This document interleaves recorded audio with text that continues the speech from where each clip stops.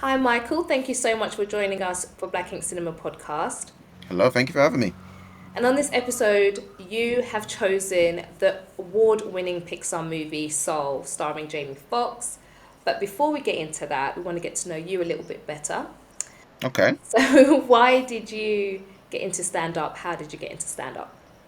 I'm just a big fan of stand up growing up, just sort of, especially the American guys, I think, especially when it comes to like black comedians, there's just more representation out there when I was growing up. So I think we all kind of grew up watching Eddie Murphy movies or seeing Dave Chappelle do stand up, Chris Rock do stand up, Cat Williams, all of these names, and just very very exciting, very animated, and it's like what I loved about it as well is like they were talking about important issues, Mm, like whether it's racism, social issues, things like that, but they knew how to make it just funny as possible. yes. And yeah, I think that just appealed to me as a young person who's like cared about things, but like also just wanted to have a laugh. Do you Mm, know what I mean? So it just seemed like a perfect. It didn't really click as something as a job I could do yeah. until I was about 15, 16, and it was clear that like I wasn't talented in anything, that I was Of course you nothing are. academic. I find comedians actually one of the most talented because if anyone who's able to make people laugh, I think I'm funny, but to myself. Like well, I Right. could get up and, make people laugh. So don't knock yourself. Yeah, I mean, because I went to uni and I ended up studying history and politics. Oh wow. So like, I always think like without comedy, I would have still been interested in certain academic things, but I would be definitely unemployed now because I would not have an avenue to use these skills. Yes. You know what I mean? So I think comedy allows me to take the bits of knowledge that I have or the Yes. bits of social interest that I have and apply them in a communicating type field. Yeah. And you mentioned a few of your influences, I guess, Eddie Murphy, Cat Mm. Williams. Are there any others? I mean, because it's not just stand up. I think it's funny people Mm. in general who are able to communicate a message. So I'm saying like Jordan Peele, for example, he did the sketch show Key and Peele, Yes. and he proved he can be an amazing director in horror movies. Yes. When like or Issa Rae, she had that the sketch show on YouTube, Mm. and then she produces an award-winning, era defining show, Insecure. Absolutely. Michaela Cole, same thing, You're came mentioning up all my doing people.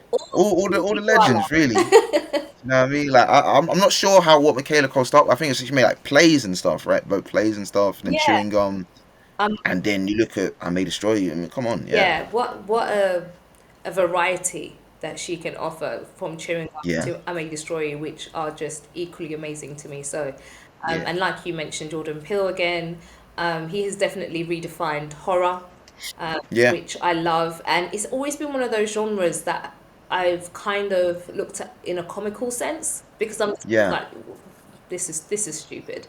But it yeah, actually puts the fear back into me, like, the old school type of horror movies where it was just like, you're in your house minding your business and yeah. some crazy shit comes to you. So I'm very grateful for him redefining horror, especially in the black community. Yeah, I think that just goes to show, if you are able to be if you're able, if you're able to be funny, it shows that I think you're probably intelligent enough to communicate other messages Mm, across the board. Because I think humor is a great way of getting people's attention or getting them to listen to something that they wouldn't normally. absolutely. With like I was saying about how the comedians, the American ones, they're very good at conveying important messages that maybe people wouldn't want to sit down and listen to, but it's almost like putting in the medicine in the ice cream Yes. in terms of like a tough message, but you make it sweet And in that's a one thing I love about comedy, that it's able to educate, mm, but not in a kind of like telling you off type of way. Like it's always done in yeah, a humorous way, always able to poke fun at something that I shouldn't laugh. When I find myself saying, I yeah, shouldn't laugh at that, but I'm laughing, I know they've done the yeah. job. So yeah, that's why I take my hat off to comedians and stand up because Mm. absolute geniuses. Nah, I never said I do that. Mine stands out. No, Yeah, you're in well, as well. As well. So you were nominated for Best Newcomer at Edinburgh Fringe Festival, tongue twister, in 2019 Mm, for your show Black Bears Matter. Amazing title. mm. Why did you pick that as your Oh, title? thank you. Um, well, there's a joke in it later on in the show that kind of like sums it all up. But it was kind of like was saying. I mean, because I kind of was at a point in around that time where I think there were a lot of political movements going on, and being young Yeah, as well, I was like, being expected to be involved and care, and I wanted to write a show. Almost, it was almost like about apathy, yeah, or like being desensitized to so much going on, and it's like trying to figure out what I care about and why I don't care about things, or why I behave the way I do. And I kind of wanted to write a show that was kind of like, without trying to make me look like a sociopath, but just trying to like explain like why it is sometimes hard to care about everything when you're overloaded with everything. information. And yeah, exactly. And so I like to think I did that in a funny way. But it's coming out actually on Amazon Prime. So you got the Soho Theatre. I filmed that show at Yes. Soho Theatre at the beginning of Oh, this cool. year, and so they're putting it out next month, 6th of May, so people That's can watch that amazing. and check that out. Yeah. Oh, thank you. Yeah. So yeah, I think the show held up because obviously it's a couple years Mm. ago and a lot's happened since, but I think the message of it still Oh, some of us are still remains. traumatized. These Um, last 2 years, whoa, yeah. we're still coming out of Oh it. yeah. Like, I just like yourself, too much information overload to the point where I was like, I Mm, just cut down the amount. There's someone who loves telly and film. I still yeah. cut down the amount of like news and stuff like that I was getting because I just found it all too Yeah. overwhelming, and I was rewatching Oh, for things that sure. I'd watched a million times because I knew it was safe. You know what I mean? There's Yeah, it was comfort comfort. there. I was like, I know what to expect. Sometimes you don't want to log into Instagram and then it's just Yeah, murder. like Just open up, boom. You're like, oh, it's 9:05. Just it's starting my not day. even 9:05. Like it is 7:05, and I'm seeing someone murdered. I don't. No, no, it's too much. Sometimes, Do you know what I mean? yeah. So, Let me have a cup of coffee first before. do you know what I mean? Let me get the crust out the eyes first. You know, let me stretch. Let me One stretch. stretch. Let me You even get know? out of bed before. Yeah, Yeah, so exactly. I Yeah. totally hear that, and I still think even though people are coming out of it, shows like that will always be relevant. And I kind of wish I'd Oh, yeah. documented that period a bit more because so much, like you said, was happening. Life was completely different. Life isn't different is Mm. different now. You know how we're living. Yeah. So we're still facing the effects of the last couple of years. So you've been part of many mainstream TV shows writing as well. Do you want to talk about a few of your favorites? Um. Yeah, I can. Well, like, yeah, I've done a few things. I was on Mock the Week a couple times. Thank you. That's fun. Couple panel shows, and I wrote for a couple of Netflix like end of year Oh, okay. review things for like Charlie Brooker, Death to 2020 and Death to Yeah. Oh, 2021. I So yeah, enjoyed those those. Yeah. yeah. But no, but that's always good experience as well. Just kind of being around other funny people and Mm. collaborating and just kind of contributing to a sort of those type of things. It's good experience to get for sure. Yeah, you're also working on Black Mirror. No? No, no, no, no, I can't really Oh, discuss okay. these Cool, cool, things. cool, cool, Can't cool, really cool. We'll talk save that about for later. You might have to pop back on and we will have a chat about about what's going on. You know what I mean? Like, yeah, yeah. that. So where can people find you on your socials? I'm on Instagram. Mainly, I got it's Michael Odewale comedy is Yes. my Instagram. I used to have a Twitter, but people would tell me my Twitter Oh was no. terrible because I just all I do is just I share memes and then I just tweet every 2 months like just saying things like I had some good soup today or my hair's growing. That's There's all I nothing wrong tweet. with that. Just I enjoyed it, but I've been told just as content is like it's not really Hmm. attention grabbing.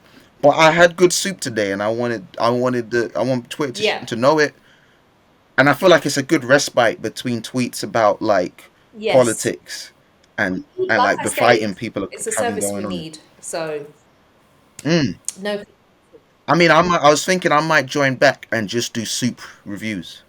there's your market. There's I your think market. so. Done. All right, follow me on Michael Odewale at soup, and that's coming. I'm setting up straight after this. Fantastic. I love that I was part of this process.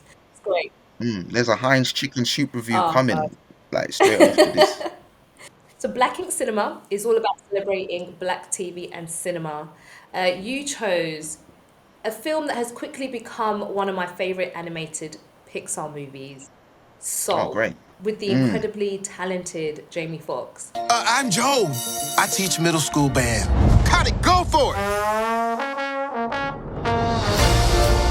Today started out as the best day of my life. Why did you pick Soul? Well, I'm a in recent years I've become like a big fan of jazz. Okay. I think especially during the pandemic when we're all just looking for a bit of peace Mhm. or just looking for doing some self-reflection. I find that jazz is just great music to just sit and reflect on, eat your soup, and just I think it's good for that. And I just love the way it sounds. It's just great black art form as well. Yeah. And I got to find out about some people from the past, like Miles Davis and Yeah. John Coltrane and people like that. I'm not like an experienced jazz listener. Yeah. Some people they'll be listening like, oh, you can hear the way the saxophone is fighting the trumpet, and I'm like, nah, it just sounds Sounds good in good. my ear. I don't It's really, soothing. yeah, It's lovely. exactly. Yeah. So I've always enjoyed that, and then so this was about sort of like a struggling jazz musician, Mhm. and it's quite a philosophical movie It as well, and is.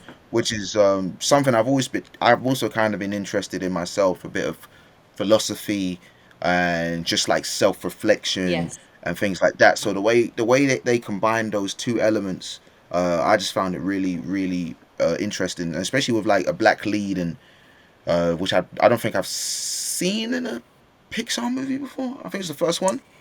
Yes. Because Sony, I know they had Princess and the Frog, but that's just Disney. And then she was also a frog for 2/3 of the She movie. was also a frog for the majority of the film, which is my gripe Yeah. with that movie. I mean, even It would with have this been, one, he is a black man at the start, and then he becomes an essence.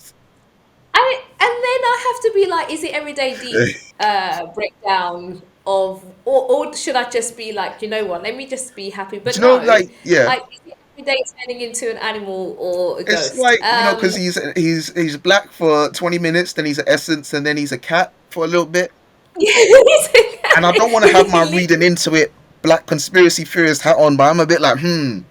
No, I had to. And we already, like we said, we don't have that many. Princess and the Frog, Into the Yeah. Spider-Verse, and of course, Soul. The fact that we can name that on one hand and very quickly is a problem in itself.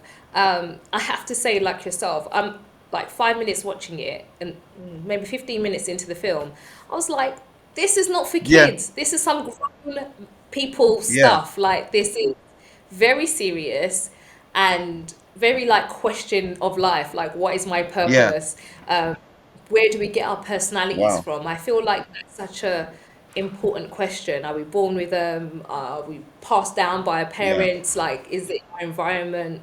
Which is all the above, I think. But I found it quite funny how they already kind of gave people their personalities, Yeah.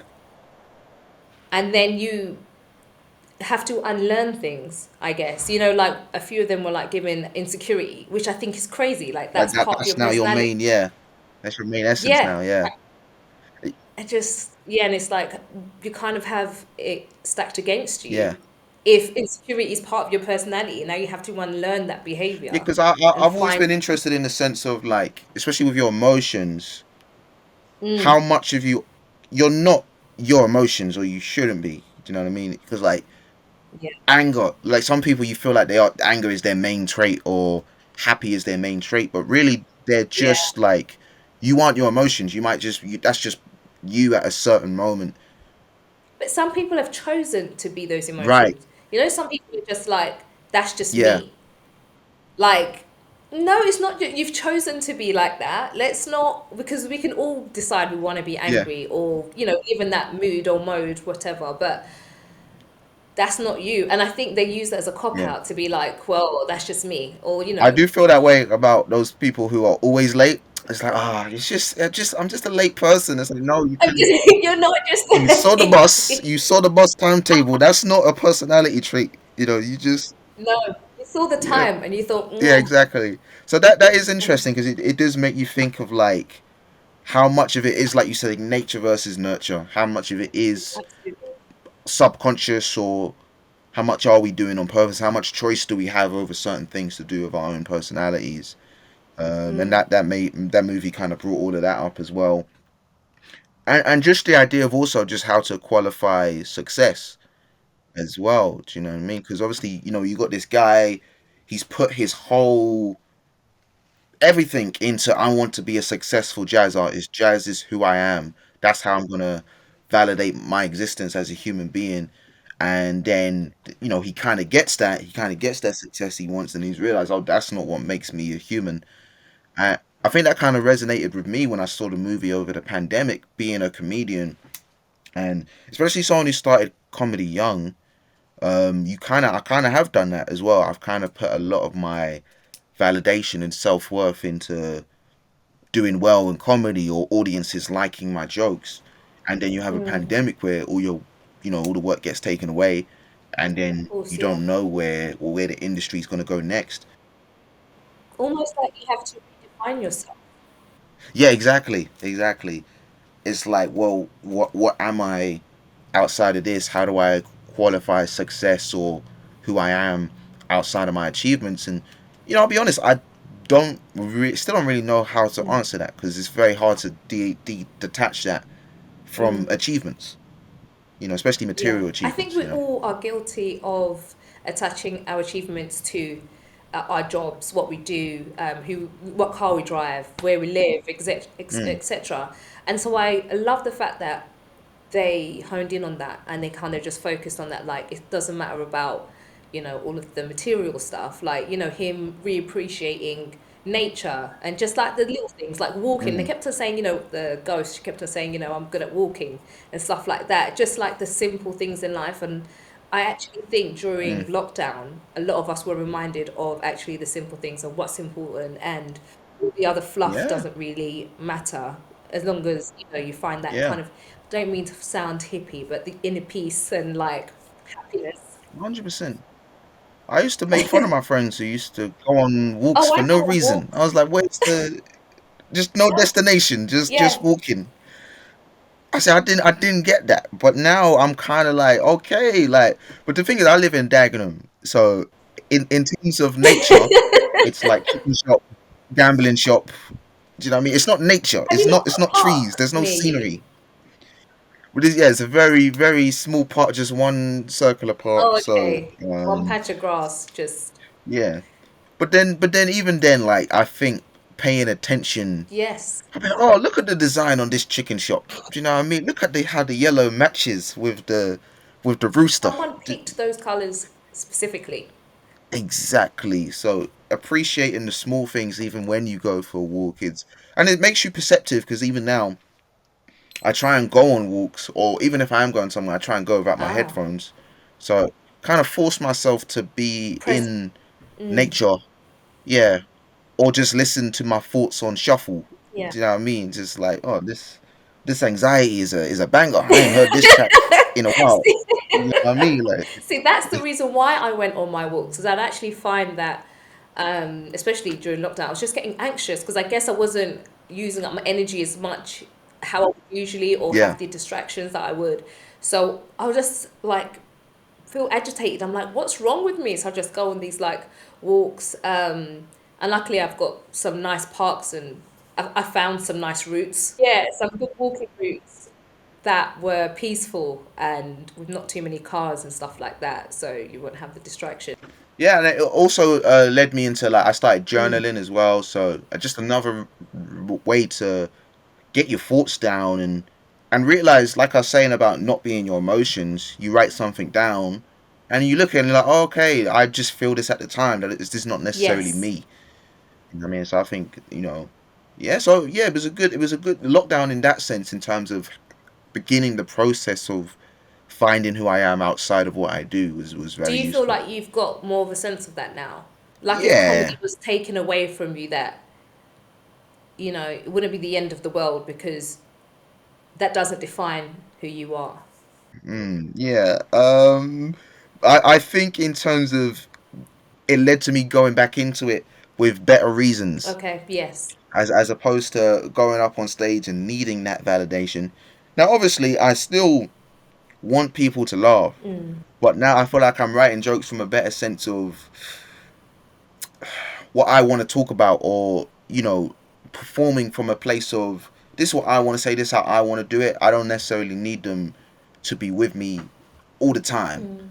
And I think that makes for a better audience performance as well, because you're taking more risks, you're writing more authentically, and you're using silences a bit better as well. I think there's a way to I think in the early days, because I was so needing them to laugh all the way through, I would just be like motor mouth. Yeah.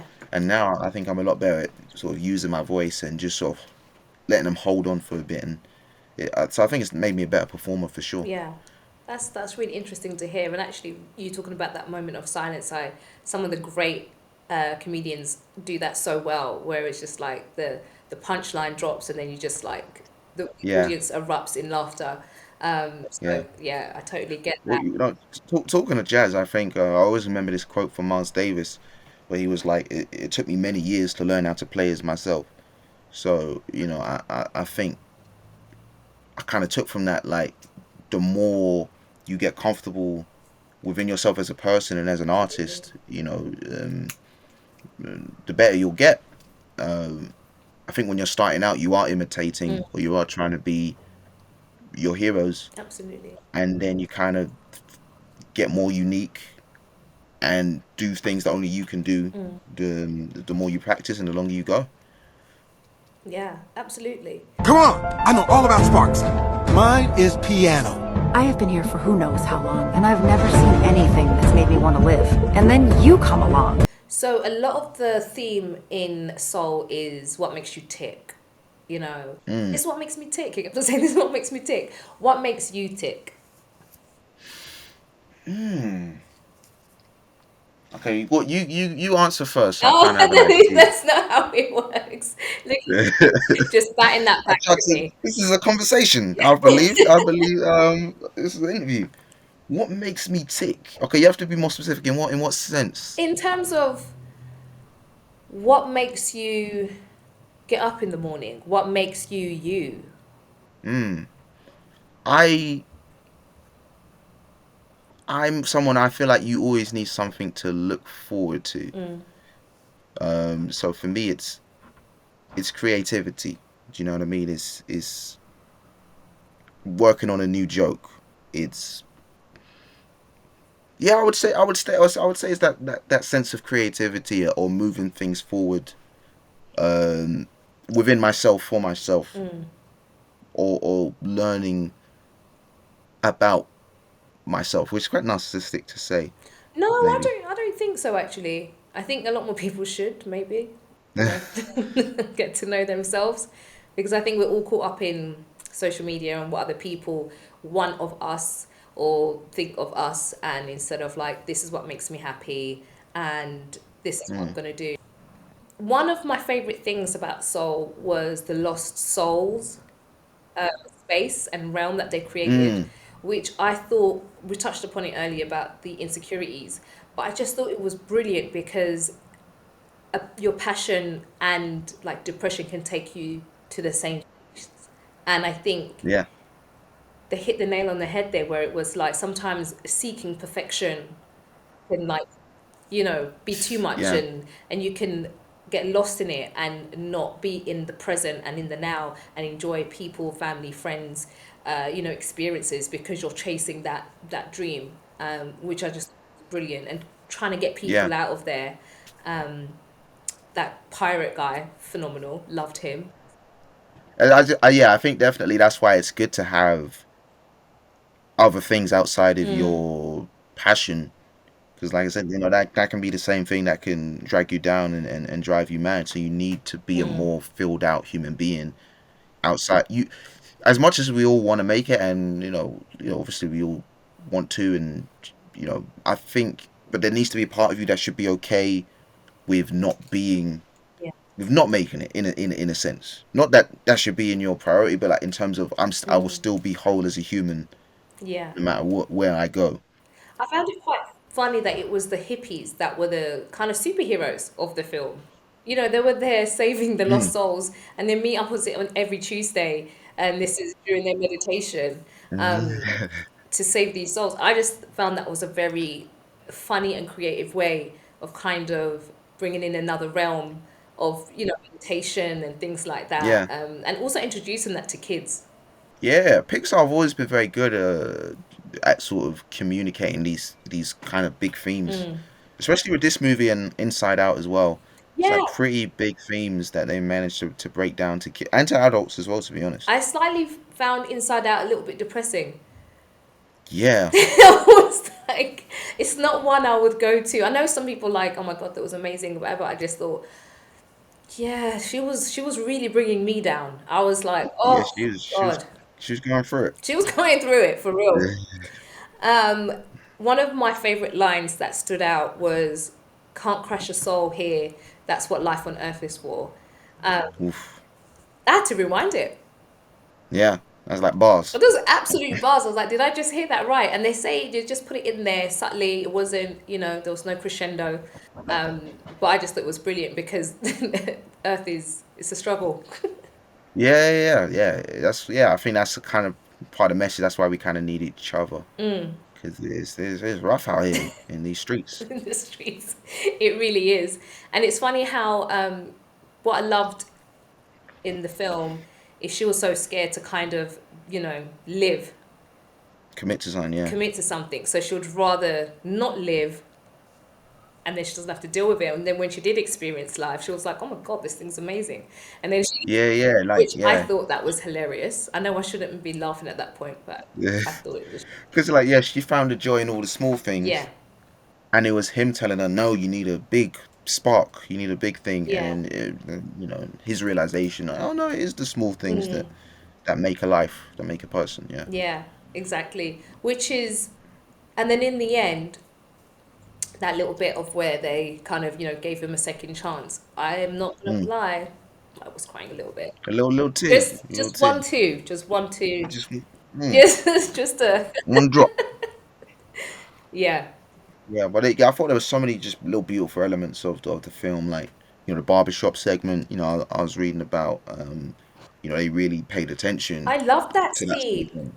Yeah, It was so black, first of all, and I was like, yeah, of, you know, you have a black lead character like this, and just like, for example, the Jordans in Spider Into the Spider-Verse, him wearing the yeah, Jordans was very much like, yes, because that's what kids would be wearing right now.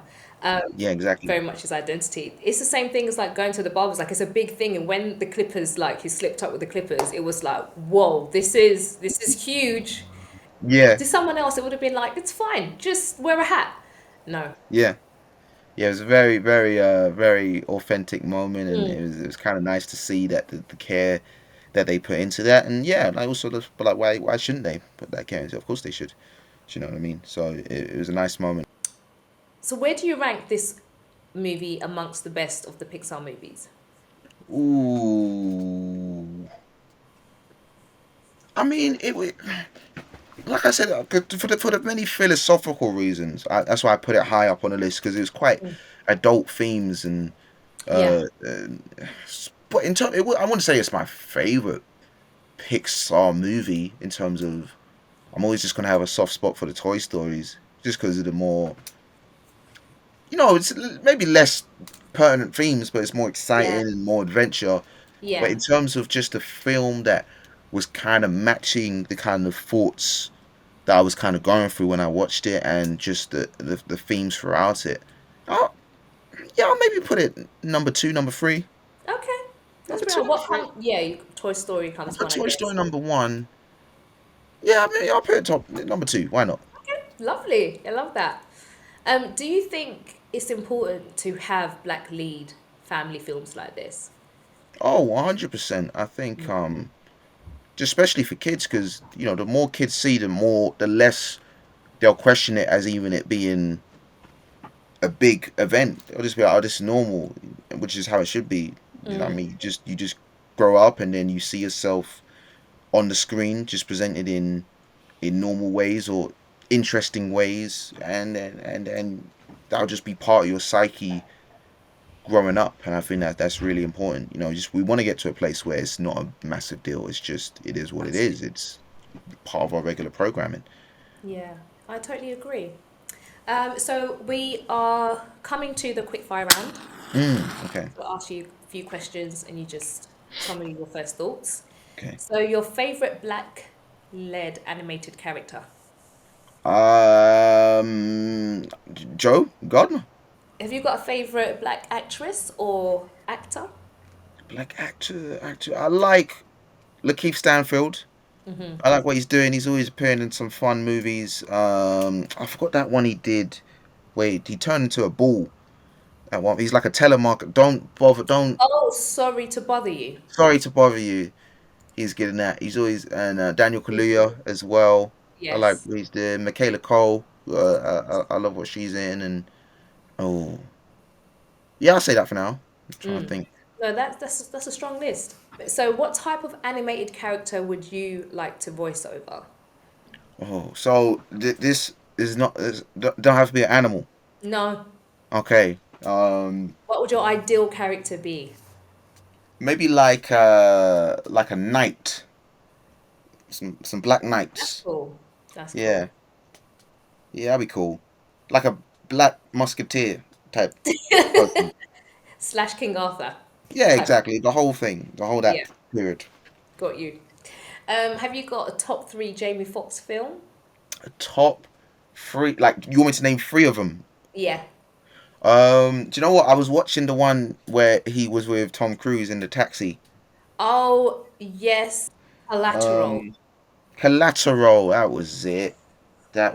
So, yeah, he was good in that. There's a comedy movie he did at the beginning of his career. I forgot what it was. Where his hair's all, he's got twists and stuff. Yeah. What is that movie called? Laugh at me, I can't remember the name of the film. Don't judge me. But That I know movie what was just a summer vibe type yeah. Black 90s movie. Shenanigans we got up to type movie. I think it's pretty cool. Okay, so you got Booty Call, and then what else? Yeah, Django. I guess I'll put Django up there. Good movie. No, yeah, I like Django. Yeah, that was fun. Who was your first celebrity crush? Ooh. Growing up, I used to watch Fresh Prince, so it's probably either Ashley probably, or Nia Long. Oh yeah. Yeah. I mean, I'm sure she was my first crush, and I'm not even. Right. Yeah. Do you know what I mean? It was just yeah. They had it like that. Yeah. Growing up. Beautiful. Yeah. Your most annoying habit? I've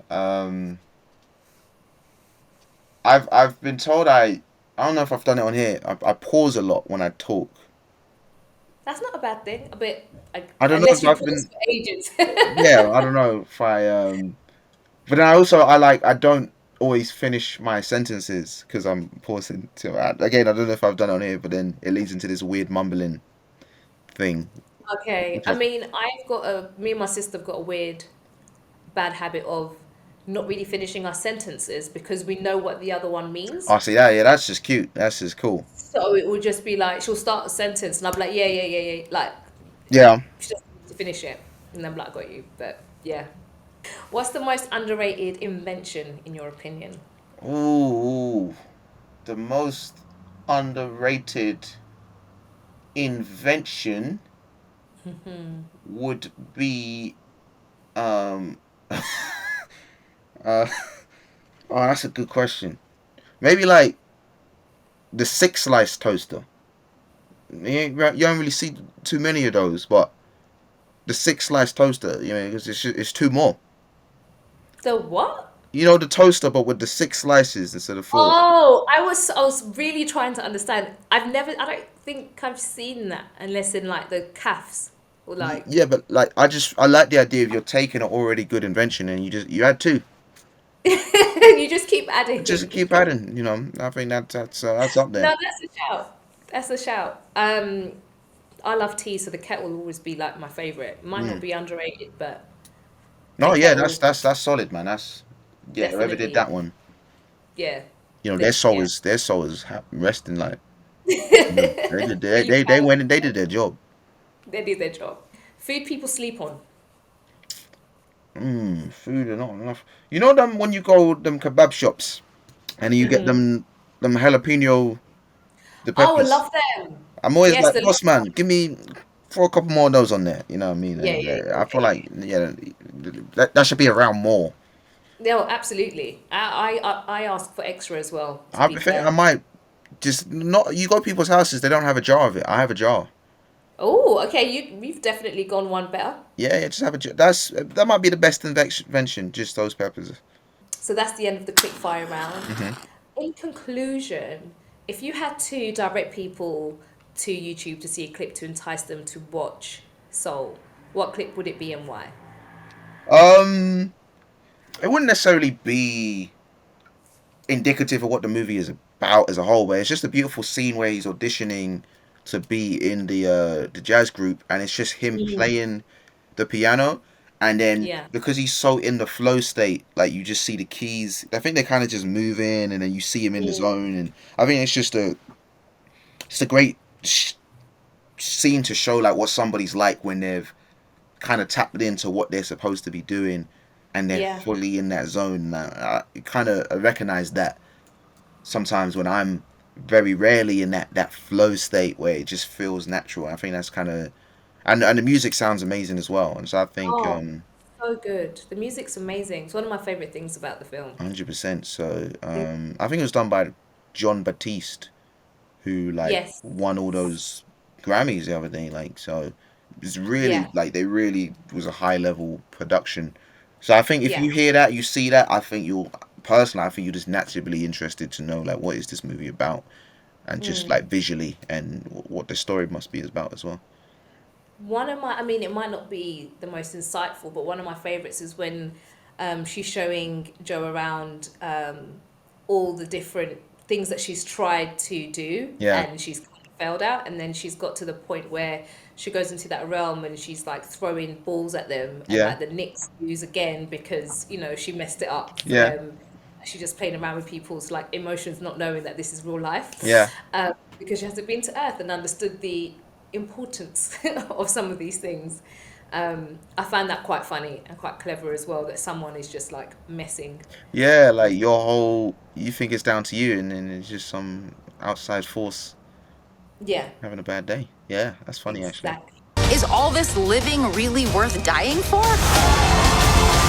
It is quite a grown-up animated film, but definitely one that I would, like there's a few animated films that I really want kids to see. This would be one of them to kind of like install it early, Yeah, alongside Lion King and the greats. yeah. I think if you're feeling maybe lost about your purpose, or you're too into your purpose and you feel like you kind of need some perspective and take a step away, I think any of those perspectives will be good to kind of watch that movie. And just a movie about finding about what's important really, and sort of who you are really outside of anything else, which is quite a big spectrum. Basically, if you're this movie will solve your life no matter what state Absolutely. you're watching it in. I instantly like found myself like, it's all right, just calm Yeah, down, no stress. exactly. It's like a Yeah, green tea, a chamomile tea of a movie. chamomile tea. Yes, that's what it is actually. I totally agree with that. Um, thank you so Oh, much, Michael, for coming on the show. I have thoroughly enjoyed talking to you about now one of my favorite animated movies, with the amazing Jamie Foxx. thank you for having me. No, you're absolutely welcome. Wish you the absolute best and speak to you soon. Yeah, thank you.